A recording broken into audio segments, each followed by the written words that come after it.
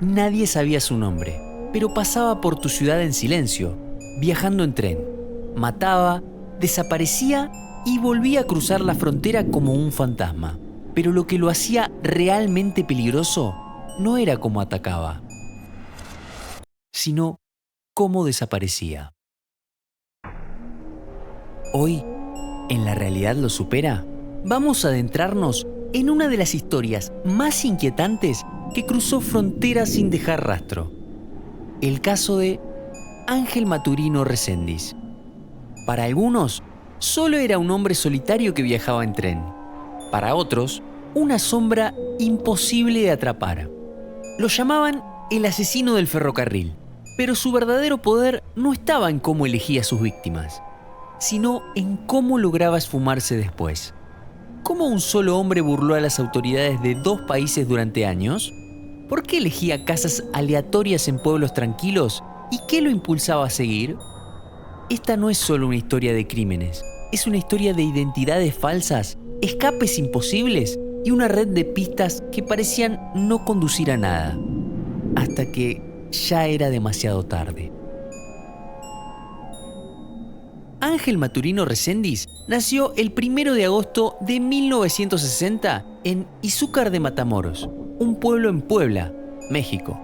Desde muy joven, su entorno estaba marcado por la pobreza, la rigidez religiosa y una ausencia emocional casi total. Hay un detalle que resalta en casi todos los testimonios de su infancia: la desconfianza absoluta. Según relatos cercanos, Reséndiz no confiaba ni en su propia sombra. Su madre, profundamente religiosa, decía que era un niño reservado, pero nadie en la familia pudo explicar qué lo llevó a desconectarse tan temprano del mundo que lo rodeaba. Al igual que otros criminales de alto perfil, su adolescencia fue un punto de quiebre. Comenzó a delinquir, cruzando la frontera hacia Estados Unidos de forma clandestina desde muy joven. Fue detenido múltiples veces, pero siempre encontraba la manera de volver a desaparecer entre los rieles. Lo que hacía diferente a Reséndiz de otros criminales era su uso sistemático del ferrocarril. Los trenes no eran solo un medio de transporte, eran su escondite, su trinchera y su cómplice silencioso. Viajaba oculto entre vagones y al llegar a pequeñas localidades cerca de las vías, buscaba víctimas al azar. Muchas veces irrumpía en casas cercanas a la estación.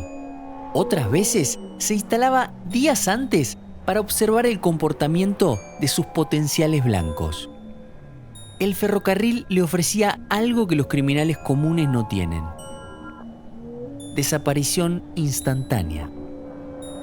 Al cometer un crimen, no necesitaba escapar en auto ni robar nada. Solo tenía que subirse al siguiente tren de carga y desaparecer. La clave: no dejaba rastro. Una de las razones por las que las autoridades tardaron tanto en vincular los hechos fue porque no había un patrón específico. Las víctimas eran mujeres, hombres, adultos mayores, incluso parejas. Los lugares eran completamente distintos, desde Texas hasta Kentucky. Lo único que los unía era una coincidencia siniestra: todos vivían cerca de vías de tren. En muchos de los casos, las víctimas fueron atacadas mientras dormían. En otros, fueron sorprendidas al volver del trabajo. Los métodos eran variados, lo que hacía aún más difícil conectar los casos entre sí. Golpes, objetos encontrados en el lugar, herramientas, piedras, casi siempre improvisaba. Este tipo de conducta lo alejaba del perfil típico. No era impulsivo, pero tampoco meticuloso. Era algo peor: adaptable. Una de las estrategias más inquietantes de Ángel Maturino Reséndiz era su capacidad para cambiar de identidad constantemente. En registros policiales llegó a figurar con más de 30 alias. Uno de los más conocidos fue Rafael Reséndiz Ramírez, con el que incluso fue deportado varias veces. Las autoridades estadounidenses no sabían que estaban liberando al mismo individuo que luego reaparecería en otro estado, con otro nombre y otra víctima. Es aquí donde aparece un tema clave: fallos en los sistemas migratorios y de seguridad entre fronteras. Reséndiz supo aprovechar la burocracia como pocos, y lo hizo durante años. Cuando finalmente fue capturado, en el año 1999, el FBI y la policía de Texas descubrieron algo que sorprendió incluso a los investigadores más experimentados. Un altar en su escondite, con figuras religiosas, recortes de periódicos sobre sus crímenes y notas escritas a mano donde afirmaba que sus actos tenían una misión. Afirmaba que estaba purificando el mundo de impurezas, que sus víctimas eran impuros y que Dios le hablaba. Esto dio paso a un nuevo debate: ¿psicopatía o delirio místico? Los expertos coincidieron en algo. No se trataba de alguien que perdió el juicio, sino de alguien que construyó su propia lógica de redención violenta, mezcla de dogma religioso y total desconexión empática. Y aquí llega uno de los giros narrativos más inesperados. Cuando ya se había convertido en uno de los más buscados por el FBI, recompensa incluida, fue su propia hermana quien lo convenció de entregarse. Lo hizo apelando a su lado religioso, diciéndole que debía limpiar su alma. El 13 de julio de 1999, Ángel Maturino Reséndiz se entregó en la frontera de Texas. Lo más inquietante fue su actitud. Serena, sin resistencia, sin miedo, casi como si creyera que había cumplido su propósito. Durante su juicio, Reséndiz pareció flotar entre lo real y lo simbólico. Afirmó estar en una comunicación con Dios, pidió perdón sin mostrar arrepentimiento real y aseguró que su alma ya no pertenecía a este mundo.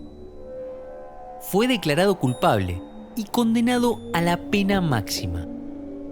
Pero aún así, sus palabras finales dejaron a todos helados. Era algo que vivía dentro de mí. Si eso es el mal, entonces el mal también puede viajar en tren. El 27 de junio de 2006, la historia llegó a su final. Pero su legado dejó una marca profunda en los sistemas de seguridad de ambos países y en la memoria colectiva de todos aquellos que vivían cerca de las vías. Hay algo profundamente inquietante en la historia de Reséndiz. No porque fuera un hombre que cometiera actos atroces. Lamentablemente, hay muchos como él. Lo inquietante es que lo hizo a plena vista, utilizando una red que todos conocemos: las vías del tren. Caminó por pueblos, ciudades y casas donde cualquiera de nosotros podría haber estado, y nadie notó su presencia hasta que fue demasiado tarde. Si te ha intrigado el caso de Ángel Maturino Reséndiz, no olvides darle like, suscribirte y activar la campanita para más contenido de crímenes reales y misterios sin resolver. Además, te invito a que le eches un ojo al resto de videos de nuestro canal, ya que hemos tratado casos de asesinos seriales tan fascinantes como aterradores. Y si querés apoyar aún más este proyecto, ahora podés hacerte miembro del canal y acceder a contenido exclusivo, adelantos especiales y otras sorpresas pensadas para las mentes más curiosas. Una vez más, y como ya es costumbre, infinitos son los casos y sé que a ustedes les gusta mucho la ficción, pero como siempre, la realidad lo supera. Hasta la próxima.